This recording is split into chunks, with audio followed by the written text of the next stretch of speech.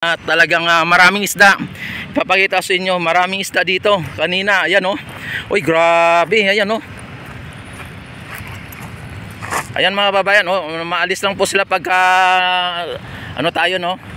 Ayan, ang daming isda mga babayan. Ang daming isda oh. Di ba?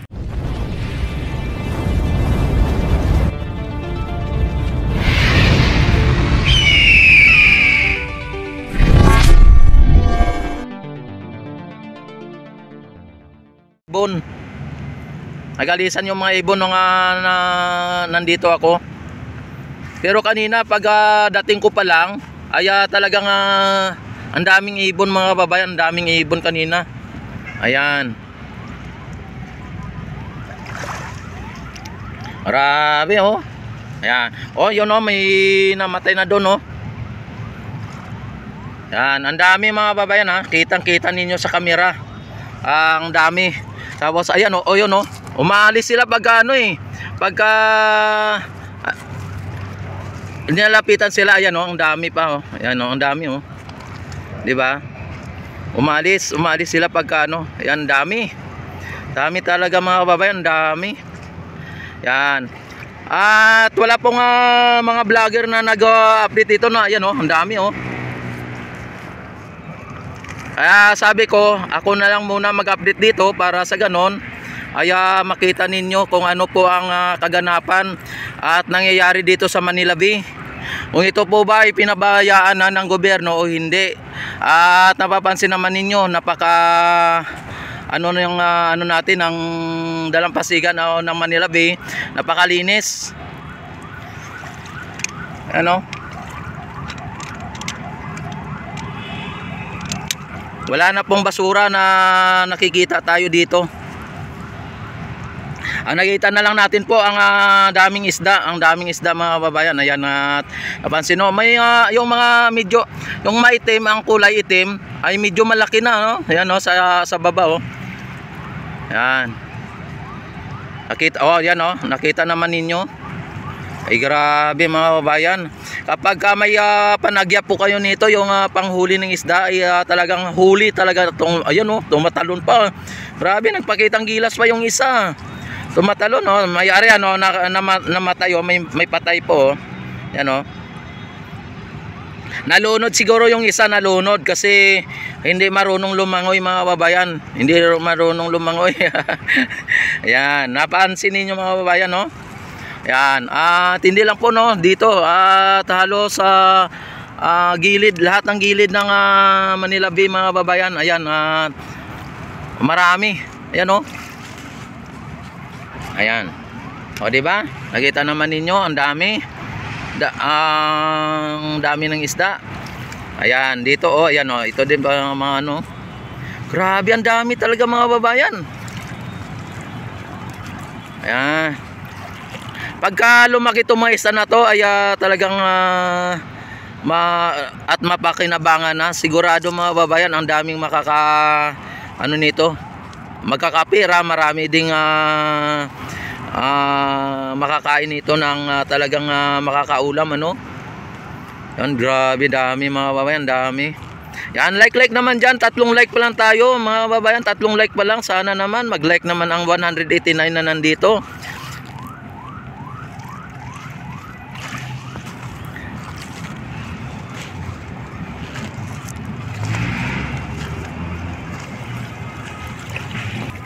Nakikita naman ninyo ang daming isda. Ayan oh, gumigilid po sila. Ayan. At bakit na na gumigilid sila? Ano po ba ang dahilan?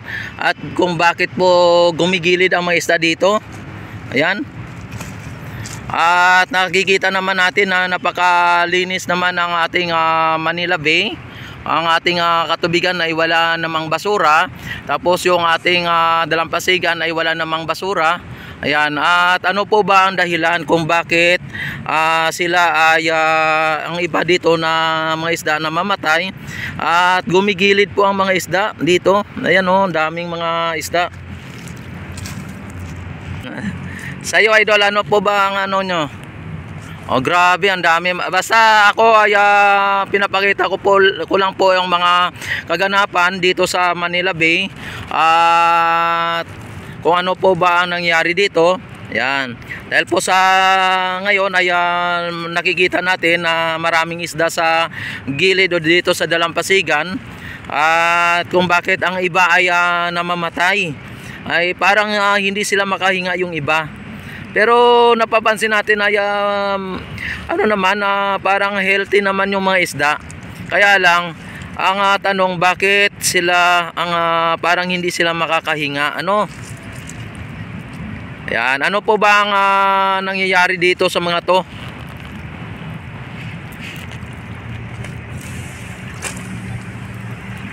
Kaya pala sila ang daming mga ibon. Kaya yan nakita naman ninyo ang mga isda dito, ang dami. Yan ang daming mga isda mga babayan. Ayan daming mga isda mga babayan dito. Kaya ganon. At nagtataka lang po ako kung bakit ang iba parang hindi makakahinga. Alam niyo po ba yung ang isda pag linagay mo sa buti tapos takpan mo, ganun ang nila, ganun ang style nila, ganun ang nangyayari. Pag tinakpan mo, ibig sabihin wala pong oxygen wala pong oxygen na dumadaloy, kumbaga walang oxygen. Kasi yung mga isda kahit nasa tubig po yan sila, may oxygen din po yan, kailangan nila ng oxygen. Kaya nga po sa mga aquarium, napapansin ninyo, ang aquarium linalagyan nila ng oxygen, yung parang bumubula-bula. Kasi nga po para ang isda hindi mamamatay, para sila makakahinga, makahigop din sila ng hangin o oxygen. Hindi po porket na nasa tubig sila, hindi na nila kailangan ang hangin mga kababayan. May hangin din yan sa ilalim ng tubig mga kababayan. Kahit na i-research nyo po yan, sa ilalim ng dagat mayroon hangin, mayroon pong hangin yan. Kaya kapag nagkaroon po ng limbawa ng mga malawakang oil spill, tapos natabunan ng oil spill po ang karagatan, magkakaroon po ng fish kill ang tawag, tinatawag nilang fish kill, yung walang oxygen, mamamatay ang mga isda. Ganun po yun, kasi yung mga oil na yon ay magiging silbing takip po yun. Parang example lang po yan sa ayan yung mga example lang po yan sa ang isda ilagay mo sa buti tapos higpitan mo ng takip.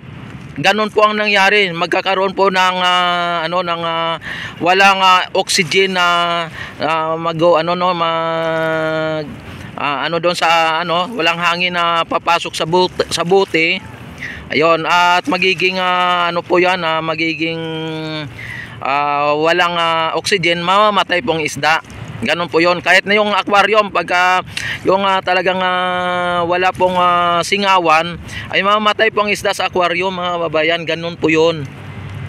Kaya dito, ang napapansin natin dito sa mga isda na to, parang ganun nangyari na kapag linagay mo sa buti, tapos tinakpan mo ng husto, ay ganito po ang kanilang ginagawa, ang kanilang nararamdaman. Hello mga ma'am, sir, ay ma'am. Ayan, marami pong namamasyal dito, talagang malinis po ang ating Dalampasigan mga babayan.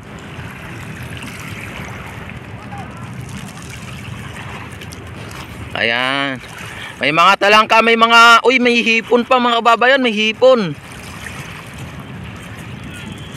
Kaya lang uy. Ayan, yung mga namamasyal dito. Hello ma'am, shout out ka muna ma'am, shout out. Hello po. Ayan, nagkaroon po ng alon Ayan, bakit kaya nagkaroon po ng alon dito? Ayan biglang nagkaalon mga babayan Ayan, biglang nagkaalon. Bakit kaya nagkaalon bigla? Wala namang malalaking barko na dumaan o ano po ba? Ayan. Bakit po nagkaroon ng alon? Ayan, biglang nag-alon mga babayan, tapos yung mga isda nabulabog nabulabog. Ayan, nabulabog pong mga isda mga babayan. Bakit nagkaroon ng alon bigla? Oh, di ba?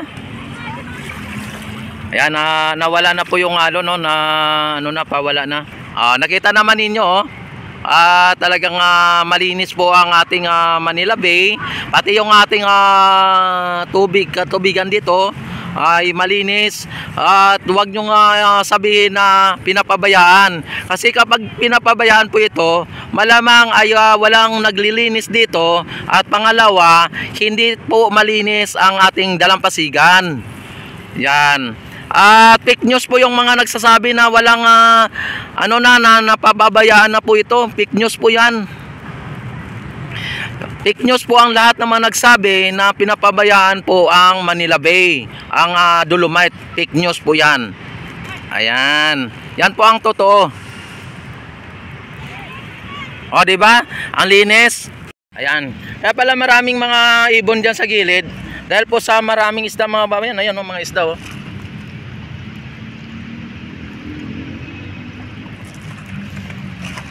Ayan. Mano po yung mga isda dito mga babayan, na gumigilid yung mga isda mga babayan, oh, gumigilid oh. Daming mga isda dito oh. Yan, kung nyo nakikita, ang daming isda.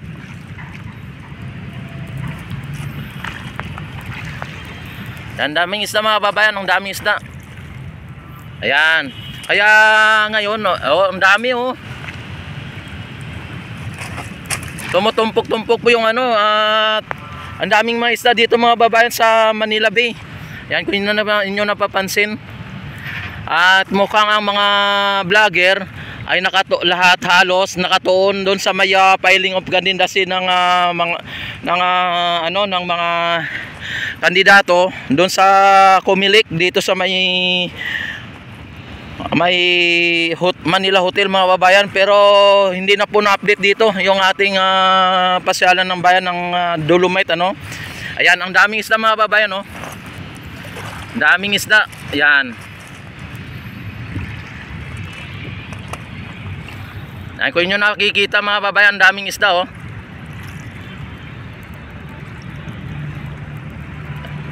At napaka po yung ayan daming may isda mga babayan. Yan, nakita ba ninyo? Daming isda mga babayan. Dami ayan ang haba. Kaya pala may mga dito, may mga maraming ibon kanina. Pagdating ko, ang dami nila na parang dinadagit mo yung sa gilid dito. Kaya pala daming ibon, kasi may mga isda, ang dami. Isda. Ayan, at ito nakita naman ninyo ang Manila Bay, ang ating dalampasigan. Napakalinis po, napakalinis ng dalampasigan. Ayan, habang ang mga iba kong mga kasama, mga vlogger ay sila sa pag-cover ng filing of candidacy ng lahat ng mga kandidato, ay update muna natin dito. At mamaya punta tayo doon at alamin din natin kung sino-sino ang mga nagpa-file. Yan, kung inyo nakikita, ipapakita ko lang sa inyo dito. Nag-update lang po tayo dito para sa ganon ay malalaman natin kung talagang ito po ba ay pinapabayaan o ito po ba ay tuloy-tuloy ang paglilinis dito. Ayan, nakita naman ninyo at wala tayong nakita ditong masyadong sako na dito at nahakot na, maliban doon sa may dulo. Sa may dulo ay talagang mayroong mga nakasako pa pero ganun pa man ay talagang pa nila yan, hakutin pa nila Ayan. Yan, kung inyo nakikita mga babayan, ang linis dito sa ating dalampasigan. Talagang maraming isda. Ipapakita sa inyo, maraming isda dito. Kanina, ayan Uy, grabe, ayan Ayan mga babayan, maalis lang po sila pagka tayo Ayan, ang daming isda mga babayan. Ang daming isda di ba? Ang daming isda. Yan, nakita naman ninyo, ang daming isda Yan, hanggang doon yan sa bawat gilid may yan, may mga may mga isda na ganito. Naka ano po yung mga isda. Yan. Ang dami. Oh, ayan pa oh. Dami po mga kababayan, mga isda mga kababayan, ang dami. Yan kapag hinuli mo to tapos ipaksew, ang sarap nito. Ayan oh. Kaya lang hindi pwede po no. Ayan oh, dami mga kababayan, daming isda oh. Yan, hanggang doon yun. Ipapakita ko sa inyo hanggang doon. Ang dami. Sa gilid ano. Yan. Saglit lang ha.